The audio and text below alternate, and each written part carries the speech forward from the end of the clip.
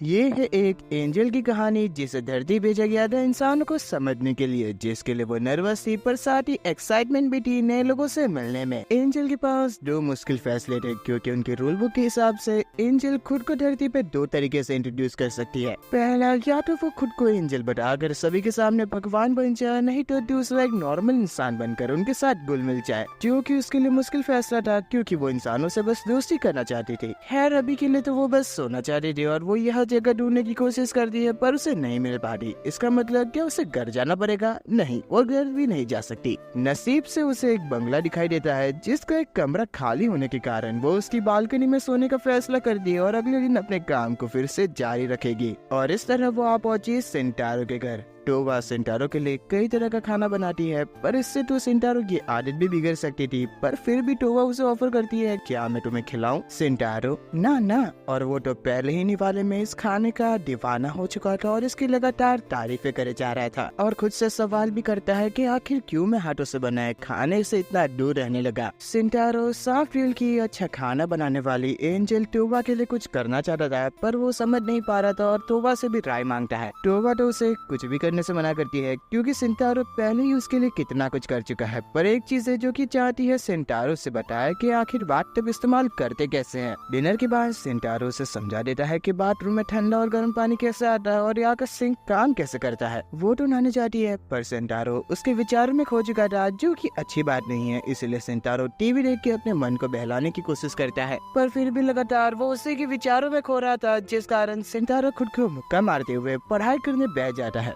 सिंटारो काफी गंभीरता से पढ़ाई कर रहा था और वो तो टोवा के बारे में भूल ही चुका था। जब वो बाथरूम इस्तेमाल करने जाता है तो उसे टोवा दिखाई देती है और वो जल्दबाजी में दरवाजा बंद कर टोवा से माफी मांगने लगता है क्योंकि वो भूल गया था टोवा भी यहाँ मौजूद है। रात को टोवा तो चैन की नींद सो जाती है पर सिंटारो को नींद नहीं आ रही थी। वो बस इसी बारे में सोचा जा रहा था कि मुझे बस जल्द से जल्द करके एक नया बेड खरीदना होगा, जो उसके लिए सबसे बड़ी परेशानी है क्योंकि वो रात को सो नहीं पा रहा था। 6 बजे से भी पहले जब सिंटारो वॉशरूम इस्तेमाल करने जाता है तो वहाँ टोवा कपड़े बदल रही थी, जिस कारण सिंटारो जल्दी दरवाजा बंद कर उससे माफी मांगने लगता है, पर टोवा उससे माफी मांगती है बिना पूछे ऐसे ही वॉशरूम इस्तेमाल करने के लिए। ब्रश करते दौरान सिंटारो ऑल इन वन बाथरूम के बारे में चिंता कर रहा था क्योंकि चीजें अगर ऐसे ही चलती रहती है तो फिर उनके रिश्ते भी खराब हो सकते थे, इसलिए उसे जल्द से जल्द टोवा के साथ मिलकर कुछ नियम बनाने होंगे।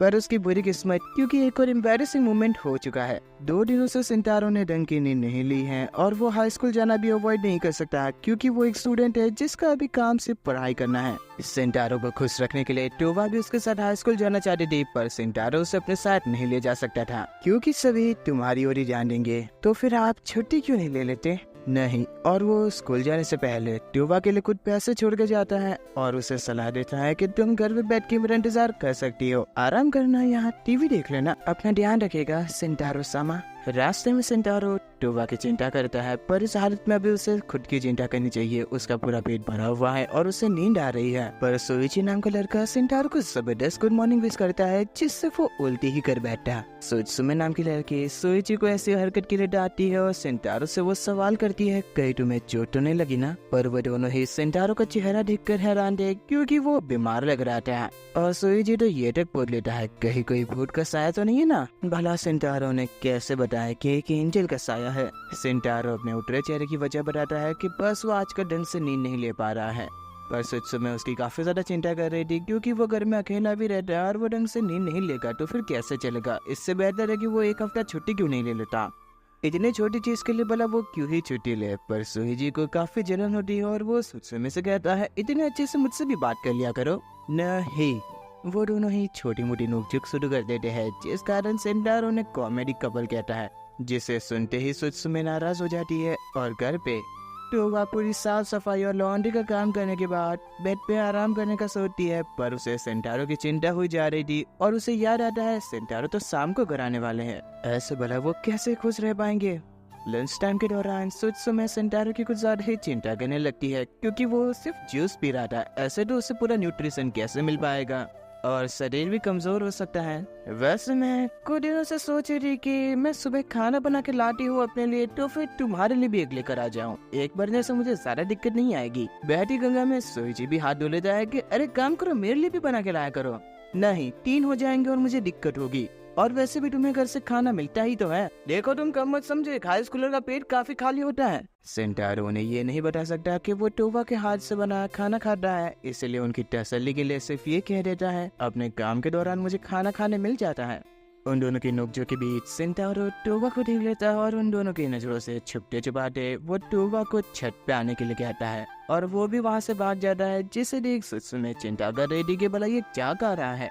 पर सुइची उसे इतनी जल्दी भागता देख अंदाजा लगाता है जरूर किसी लड़की से मिलने जा रहा होगा। उसके ऐसा कहते ही सुत्सुमे उसे मुक्के मारने से खुद को रोक नहीं पाती। खैर छत के ऊपर सेंटारो को टोबा को लेकर कुछ ज्यादा ही अब चिंता होने लगती है, क्योंकि वो उड़ते हुए उसको स्कूल आए थे, जिस कारण अब अखबारों और टीवी में खबर फैल जाएगी कि एंजल है। टोबा को बुरा लग रहा था क्योंकि उसके कारण अब सेंटारो की परेशानी बढ़ गई है। वो तो बस उसके लिए यहाँ खाना लेकर आई थी और वो खाना वही रख सेंटारो को खाने का कहकर यहाँ से जाने वाली थी, पर सेंटारो उसे रोकते हुए कहता है, मुझे अच्छा लगा तुम मेरे लिए खाना लाई, चलो साथ में खाते हैं।